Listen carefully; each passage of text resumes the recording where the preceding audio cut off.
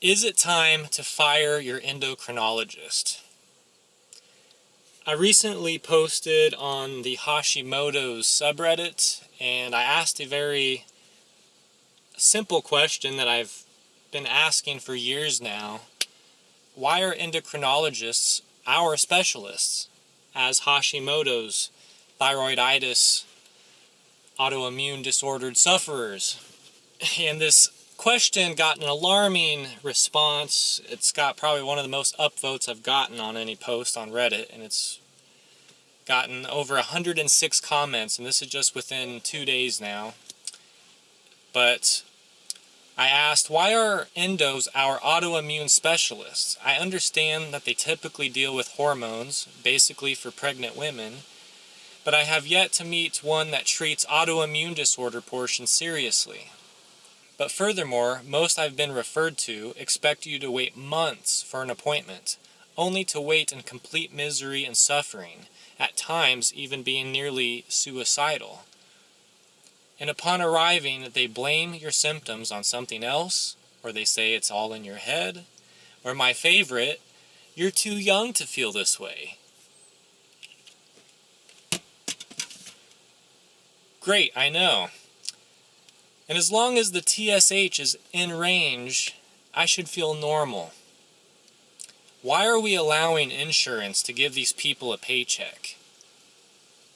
What are they actively treating when they barely even see us or spend time understanding what we're going through? Why isn't it standard that we get referred to an autoimmune expert that understands the relationship between the thyroid, the liver, our metabolism, and our hormones? So should you fire your endocrinologist? Probably.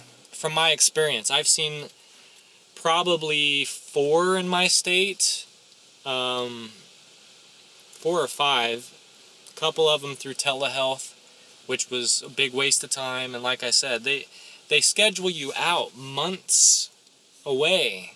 And you're suffering now. I'm debilitated now. I am having gastrointestinal issues, joint and hip pain, and back pain issues that leave me in bed for weeks. So I'm trying not to get too worked up because I feel like it's taken me months to just kind of work up the courage and energy to respond to my treatment experiences from endocrinologists.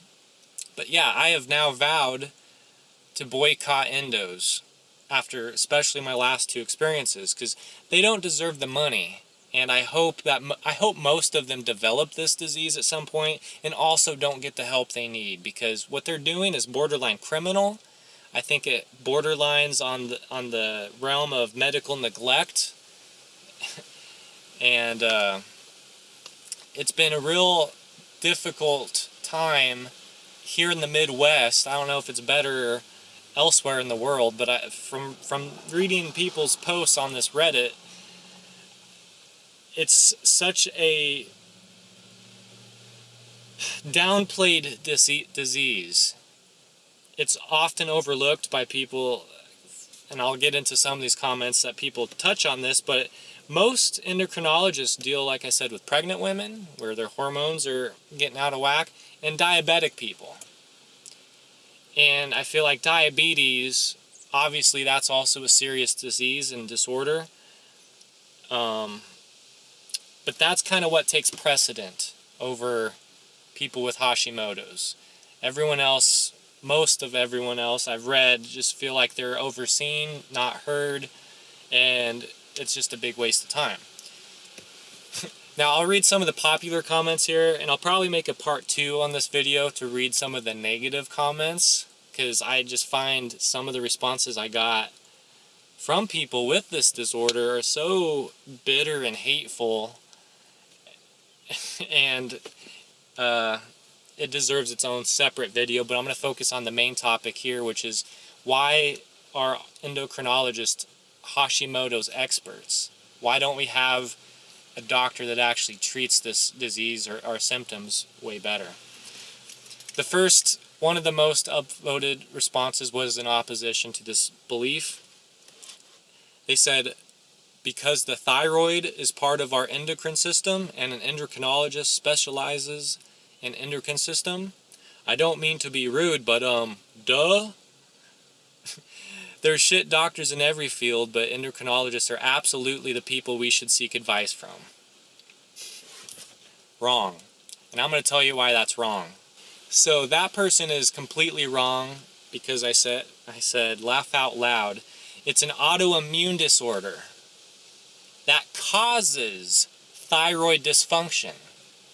Now I know a lot of people just merge this shit together with just hypothyroidism, and that is the key problem that we have in our medical system today, is that these endocrinologists assume that once our hormones are in range, which is completely argued within the field already, they think as long as you're below a 5 that you should feel normal, versus most of us have issues with our metabolisms and bodily functions until our TSH is below a 2, and most people even say about a 0.5, so that's very low.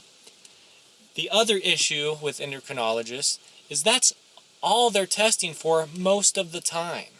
They'll do one, if you're lucky, they'll do one preliminary antibody test to confirm that it's Hashimoto, autoimmune related. But then after that, they're like, it doesn't matter if your levels are high or doesn't matter. It's just an indicator. Also, wrong. The higher your antibodies are, that signals that you have those antibodies attacking your tissues. So obviously they must not give a fuck if my thyroid's being eaten alive, as long as my TSH is normal. So some of the people that have claimed to have years and years of research and study, and it just makes me sad that they understand so little still about how our bodies function and how they relate to each other. But that's why most people claim going to a functional medicine doctor or a naturopath. They look into many different things, deficiencies, diets. Like, they don't just look at TSH and send you on your way and say, it's some other doctor's problem. Go back and suffer at home for months and months and months while you continue to bleed out your That's been my frustration with endocrinologists. The second comment will be part of the second video. It deals with the gender disproportionate treatment. But let me get back into the endocrine system here. Another person says, the majority suck. I've experienced multiple crappy, apathetic ones, and if you read through this forum, you can find story after story of shitty endos. I feel you, OP. There is such a thing as immunology. Hashimoto would fall under that category as well, even if immunologists primarily deal with allergies. Hashimoto is an immune system problem. It's not directly a thyroid problem. Thank you. This person knows. The body just chose the thyroid as its target and attempted to neutralize the threat. But there are plenty of non-thyroid autoimmune conditions. So, absolutely correct.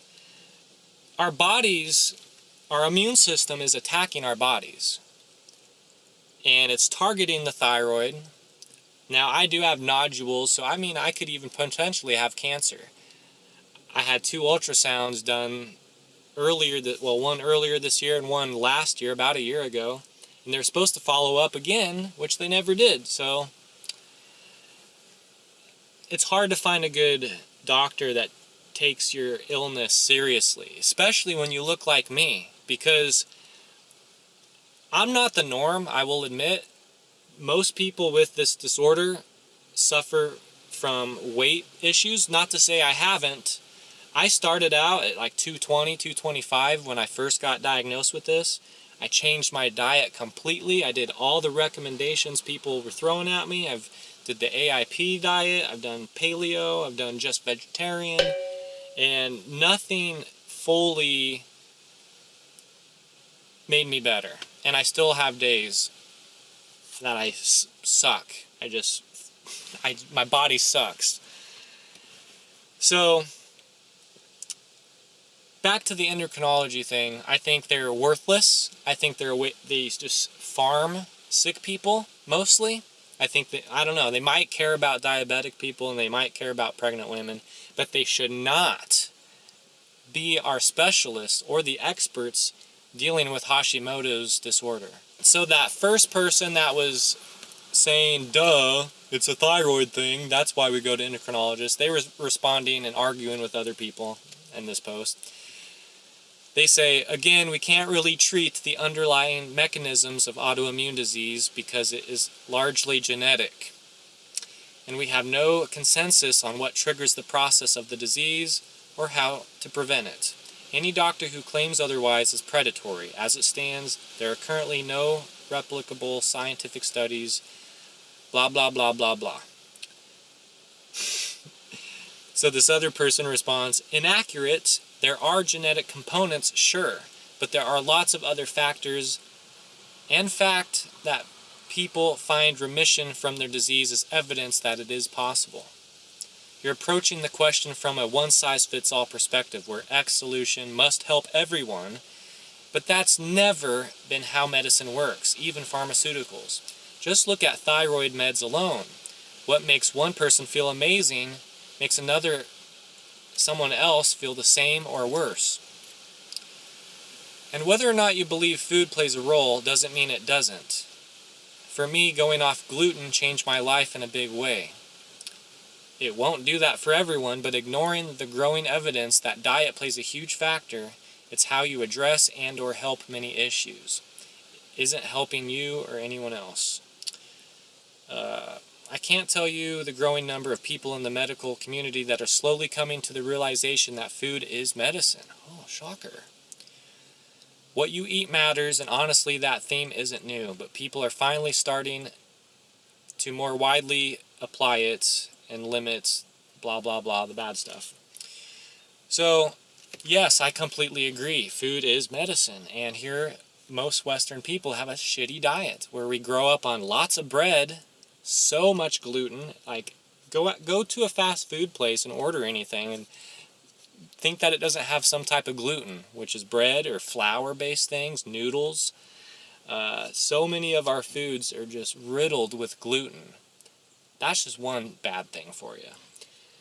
Not to mention all the processed sugars and preservatives and all the other quick, easy fix meals that we grew up on because our parents were too overworked or whatever. Like, didn't have time to cook home real food meals.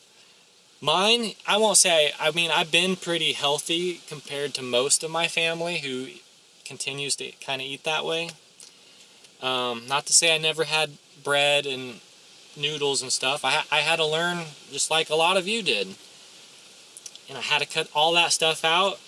It's made maybe slight improvements, but I'm still suffering. One of my gastroenterologists said I have intestinal paralysis, where parts of my intestines don't function correct, or some people just say it's slow gut motility. And I mean, the gut is like 80% of your immune system, and that affects your organs, it affects your mood, a lot of your mood, like most of your serotonin, I think I've heard is absorbed there.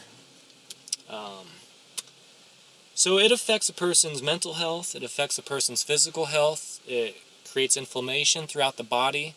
So again, it's not just a thyroid problem. Let me be clear about that. I'll repeat it one more time for y'all.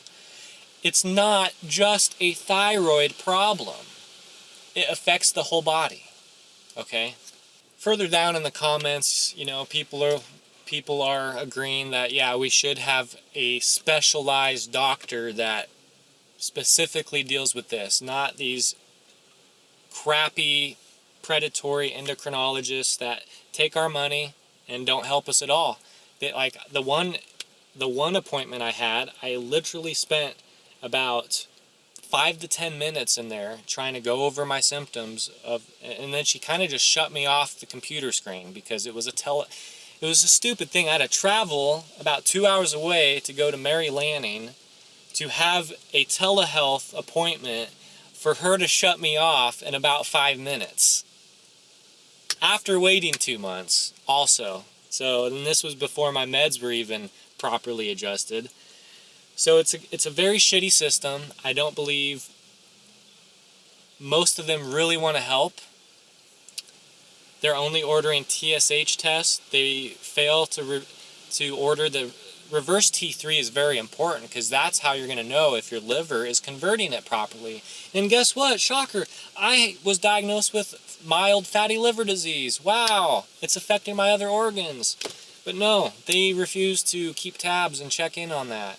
I feel like they're just waiting for me to die, honestly, and that's part of the reason I'm trying to get out of the state, because it's so archaic here, and when you've depleted most of your resources just trying to keep your head above water, keep a roof over my head, and still eat healthy, and still take the supplements I'm required, and still take now the medicine I have to take for the rest of my life, it's very exhausting when you're doing it on your own. I have not a lot of help. So it's been hard dealing with this disease.